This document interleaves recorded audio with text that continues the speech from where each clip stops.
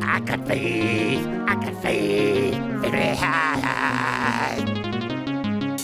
It's a new day on the Enterprise and we've found a planet. There are millions of people living on it, but their technology level is pre-spaceflight, so obviously we're going to be responsible and leave them alone. Just kidding, there's no such thing as the Prime Directive yet, so let's go and bollocks up a species. T'Pol tries to argue that we should take the Vulcan approach of not interfering and is overruled. A surface visit means being able to understand their species, so as well as listening in for a while to set up our translators, Hoshi's going to be the first to make landfall. She'll also need to look like the natives, which means a trip to sickbay for some cosmetic work. Odd thing, though, T'Pol's detected some science wibblies on the planet. They could indicate a reactor, which is quite a few rungs above the average tech that we've seen thus far. Either somebody's significantly ahead of the curve, or we've got shenanigans. It's enough to expand our away team to 4 people, and suitably prepared, we fly down to take a look. T'Pol and Hoshi visit a street market that's doing a pretty good night trade. We have a bit of a scan around until Hoshi notices some locals who are looking distinctly unwell. Archer and Tucker, on the other hand, have tracked the science wibblies and now seem convinced it's a reactor. It's also underneath a shop that's closed, so naturally we're going to break in. We're being watched by at least one person, but get in without causing a scene. We call T'Pol and Hoshi to join us before moving to the back of the shop, which leaves our mystery observer able to enter without us noticing. She sneaks to the back just as Archer discovers there's a force field in front of the door he tried to open. That's dodgy enough for her to reveal herself and her pistol crossbow, with a demand to know what the bloody hell we're doing.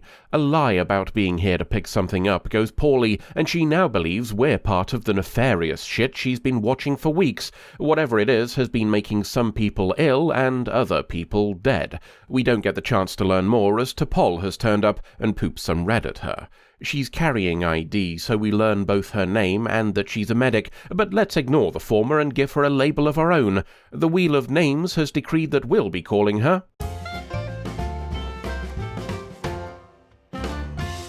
Smeghead, suggested by Ensign Red Sable.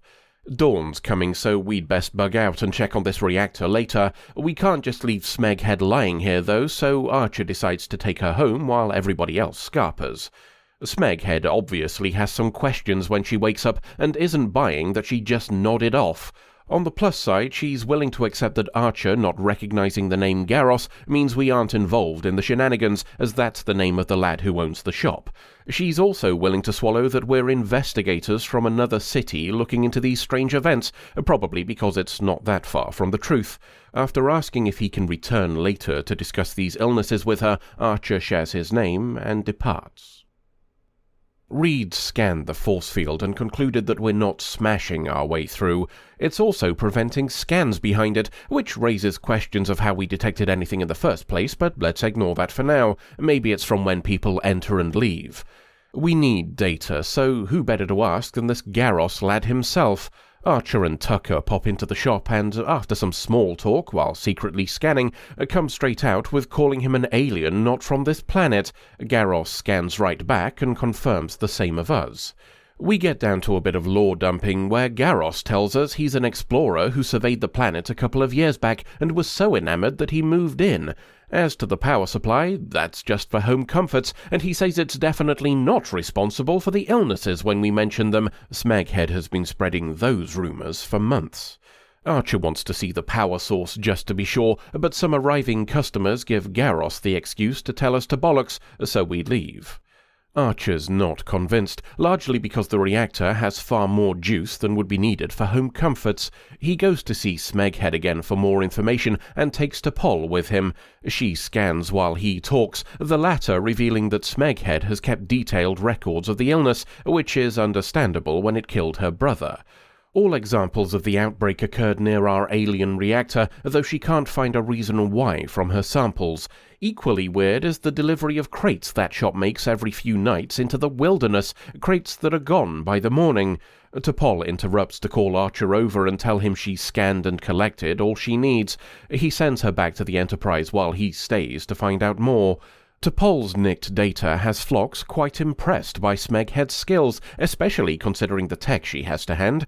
He's able to do better, though, and discovers an industrial chemical in the groundwater, one that presumably shouldn't exist in a pre-industrial society, and one that's very capable of causing the illness we've seen. Archer and Smeghead are spying. They're also talking until Archer has an issue with his translator. His first instinct for a distraction is to mash faces with her, which is pretty questionable. He tells her it's because he saw someone coming once he's fiddled with his translator, and she lets the incident go. A guy pops out with some wooden chests and, after loading them onto a handcart, wheels it away with us in pursuit. He unloads them outside the city and speaks into a gizmo before buggering off. Sounds dangerously high-tech, so Archer tries to make Smeghead leave before she sees too much. She decides she wants to take a look at the chests instead, which is unfortunate when they become illuminated from above by a ship. The boxes are lifted with a tractor beam and the ship departs, leaving Smeghead amazed. Archer's about to start explaining things when some yellow poop hits the tree next to him. A fight ensues, and the resulting wrestle has Archer pull off the lad's face to reveal scales underneath. Some more wrestling ends with Archer pooping red at the lad to put him down. We rob the guy of his gizmos, and Smeghead demands answers. Archer gives them on the way back to the shop, so she now knows we're from another planet. Maybe that was to prepare her for what we might see when we get past the force field. Archer uses the gizmo we nicked to shut it down, and we find first our mystery reactor, and then a ruddy great big mining operation. Archer gives the Enterprise a call to update them after having a bit of a scan. They're mining stuff for explosives, it seems, and the drills in use are pissing that toxin everywhere in the process. It's just a matter of time till they discover they've been rumbled now, so the quickest way to stop all of this is our teleporter. That means turning off the gizmo that was stopping our scans from outside, so we have a fiddle. Randomly pressing buttons turns out to be a shit plan, though, at least according to the alarm and swiftly shutting doors.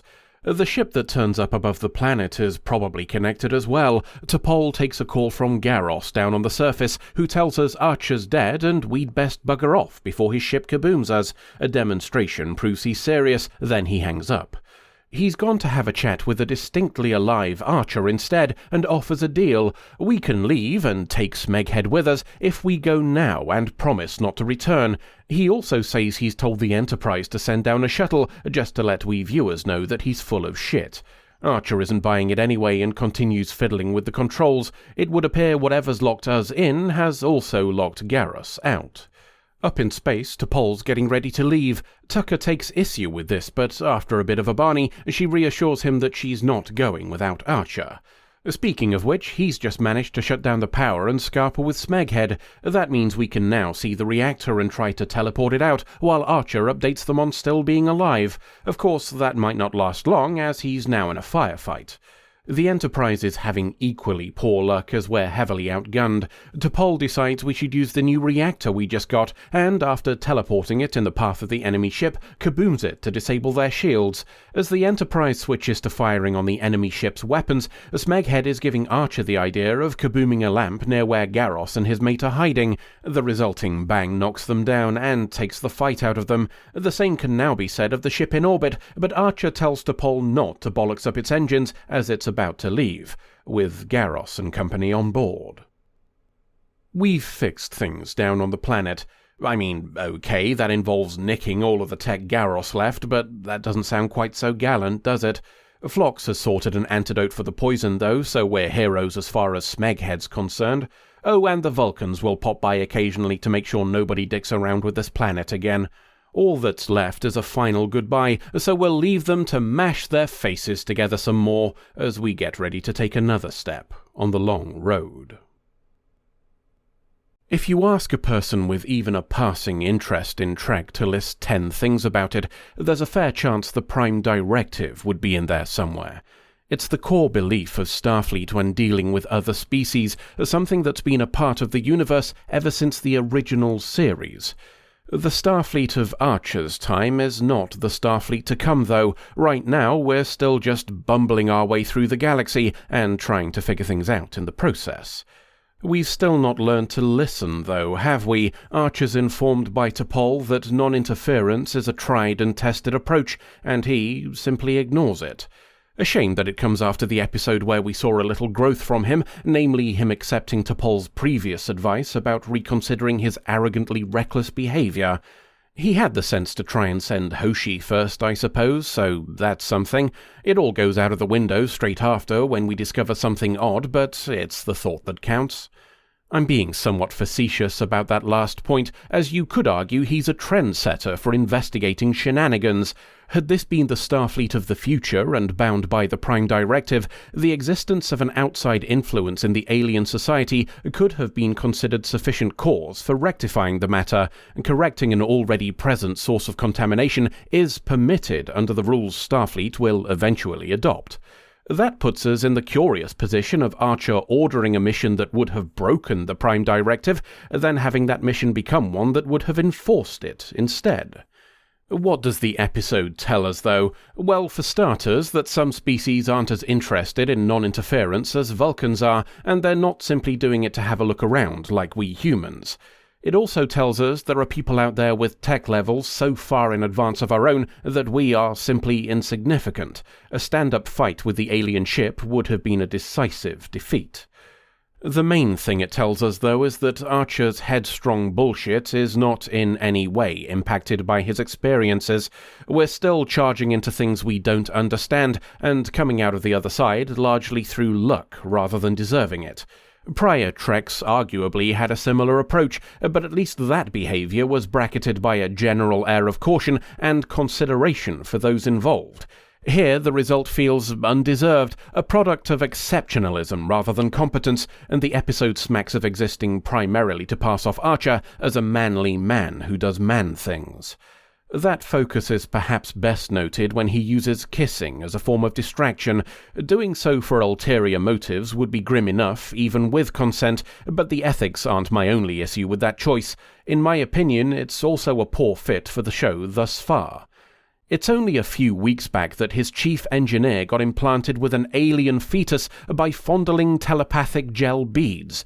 In that context, swapping face juices with an entirely new species feels like a hell of a risk, and that's without considering how much cultural research we'd have needed to do to make sure the gesture meant the same thing for them as it does for us. The whole thrust of Enterprise is that we humans are ignorant schlubs at this point in time. For all we know, kissing could be how they file their taxes, or challenge someone to a game of fucking Yu-Gi-Oh! Leaning into that ignorance and having Smeghead ask him what the bloody hell he's doing would have been just straight up more entertaining, as well as reinforcing that central idea of humans being complete amateurs in matters of interplanetary exploration. That the whole thing was instead used as a basic Archer gets the girl is as unimaginative as it is tiresome. Enterprise promised us a different type of Trek. What it delivers here is a knockoff Riker without the introspection. That's enough of me pissing vinegar, though, so let's finish up this one with a look at the Vulcan approach to other species. We get our best example to date that Vulcan non-interference protocols are just straight up the same as the Prime Directive. Except, no we don't, as it's not quite that simple. Vulcan visits to Earth schools suggest they're not so interested in avoiding cultural contamination and developmental influence once a species is warp-capable, which is contrary to the Prime Directive we know. There are multiple incidences in other Trek series of those principles applying to post-warp species as well. Now, we could argue that visits by Vulcans into human schools were requested by us, which would be permitted under Prime Directive rules, but that's not the only example. The Vulcan attitude of trying to dissuade us from exploring is very clearly an attempt to influence our behaviour against our will. Advising us to slow down once is one thing, repeatedly doing so for an entire century is quite another. So, somewhere along the way, Starfleet will take the Vulcan rule set and, rather than ignoring it, choose to expand it further. I'd argue it's a case of the pupil becoming the master, but then we've also proven excellent at just straight-up ignoring it when we want to, so we're not really in a position to be proud, are we? End of episode. I can't believe you'd fart happy gas into the old ship without sorting an antidote first. It were reckless and it endangered everybody on board. That sort of thing's usually my job. Dr. Phlox has managed to fix about 60% of the crew. but the entire engineering department is still off their tits. Oh, well, as long as it's somewhere safe rather than, the room that can blow up the entire ship. The guy in charge down there has told the captain that he's tired of the current regime. He said he's declared independence and plans to cut the ship in half. Whilst I'd normally be in favour of shenanigans, I'm not sure experiencing that'll be as much fun as watching it.